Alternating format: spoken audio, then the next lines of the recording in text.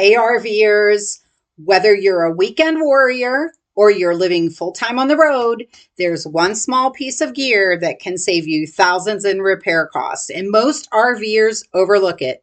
I'm talking about the RV water pressure regulator, guys, a simple but essential device that protects your plumbing system from unexpected damage.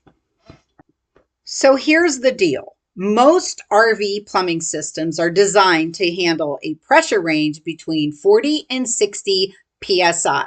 And for those that might not be aware, psi stands for pounds per square inch. But a campground water pressure can vary wildly. One site might be perfectly fine right within that ideal range, but the next one can be crazy and be blasting out over 100 psi.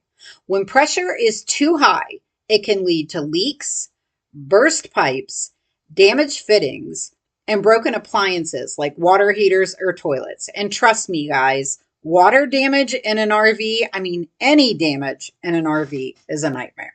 So how does a water pressure regulator work?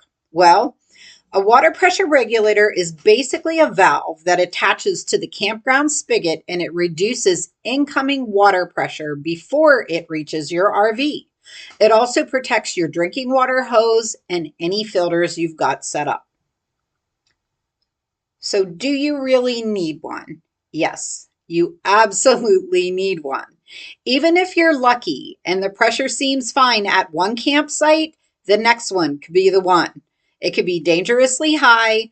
Campgrounds rarely monitor water pressure for consistency. And it's not just about the damage, guys. Low pressure is annoying, but high pressure, it can be catastrophic. You can have thousands in damage to your RV if your pressure isn't regulated. What's the right pressure for an RV? Well, let's have a look. Most RVers stick to the 40 to 55 psi for optimal performance. Some rigs can handle more than that, but always check your owner's manual for the manufacturer's recommendation. So how do you hook it up? Let's take a look. So the first thing you would do at your site whenever you get up to your water connection would be to turn this on and let the water run out of it for a little while. Sometimes, depending on how long it's been sitting, you can get some sediment in the lines, and it's just a good idea to let that water flow out before you hook anything up to it and get a nice clear stream. Once you do that, turn it back off, and then it's going to be time to pop your regulator on.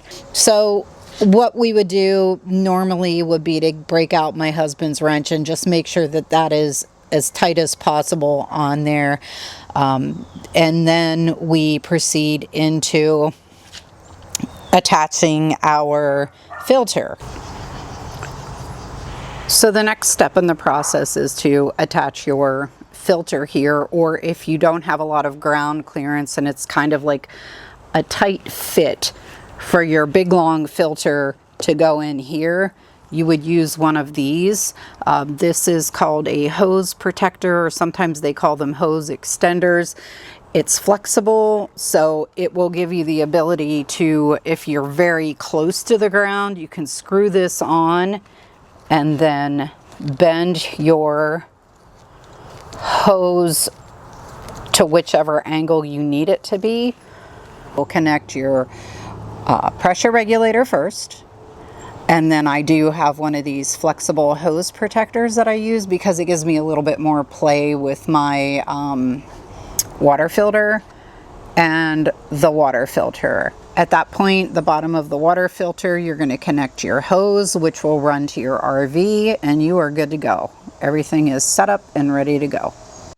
Just a reminder, guys, you always want to hook up the regulator before the hose. That way your hose is also protected from that water pressure.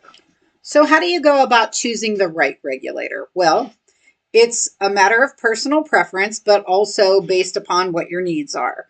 The one that we chose for our RV is this, and you see these on Amazon. You can get them at Walmart, at any camping store. This is an adjustable regulator. It has the gauge on it, so you can keep an eye on your water pressure and make a determination whether or not you need to adjust it up or down. And then to adjust it, you just need a flathead screwdriver.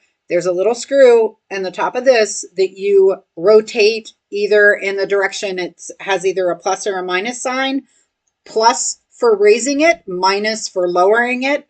So you just turn that screw in whatever direction you want to take it. So if you're not using a water pressure regulator yet, now's the time. It's a small investment that can prevent big problems down the road. If you enjoyed this video or you have any questions about regulators, drop a comment below. Safe travels to you and happy camping. Don't forget to like, subscribe, and hit the notification bell so that you can stay with us on our RV journey. Thanks so much for watching today.